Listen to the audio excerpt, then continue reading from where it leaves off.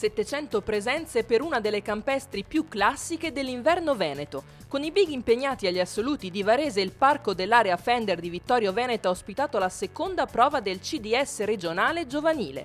Una bellissima giornata di sole per un ottimo percorso. Oggi festeggiamo la 26esima edizione, più di un quarto di secolo, sicuramente nel panorama dei cross una delle manifestazioni più longeve, quindi per noi è sempre un bel appuntamento. La gara si svolge su un posto bellissimo, l'organizzazione ormai è collaudata dagli anni precedenti, quindi diciamo che qui si va sul velluto tranquillamente.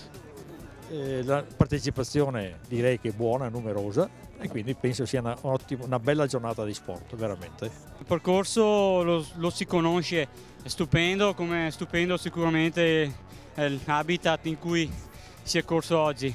È un vero cross, c'è anche quel minimo di fango che aiuta un po' a rendere più vivo questo cross. Comunque veramente una bella manifestazione. Tra i cadetti, seconda vittoria consecutiva dopo Galliera Veneta per Emanuele Pinton della Libertas Milano ed Anna Busatto dell'Atletica Mogliano. Tra i ragazzi successi per Joy Spinello delle Fiamme Oro e Mirko Cocco dell'Atletica Ovest Vicentina, che ha vinto la gara grazie anche ad un pizzico di fortuna. È stata dura, però è molto bello.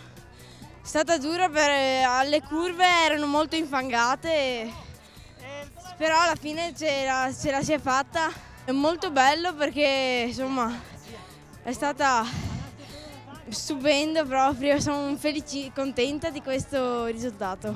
Noi siamo contenti di avere di nuovo un settore giovanile competitivo. Joy Spinello è una di queste ragazze più promettenti che abbiamo, tra l'altro è molto eclettica come atleta perché è bravissima nei salti, è bravissima nelle gare lunghe e anche molto brava negli ostacoli e nella velocità. È andata bene perché mi sentivo un po' strano, un po' di mal di pancia, però quelli davanti sono andati con la mia velocità.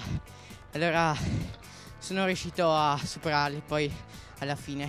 Anche grazie a qualcuno che è scivolato, si è ritirato anche. Giornata dedicata ai più giovani appunto, ma spazio anche ai master per la seconda prova regionale del campionato di società. Tra gli over 35 guidano la classifica la Villanova Sernaglia in campo maschile e la Ideal Door Libertas San Biagio in campo femminile. Forse il campo dei partenti mancava di 2 o 3 elementi abbastanza decisivi. Ho deciso di partire subito con un'andatura veloce per comunque testare un po' le gambe su questo terreno che non è sicuramente dei più facili.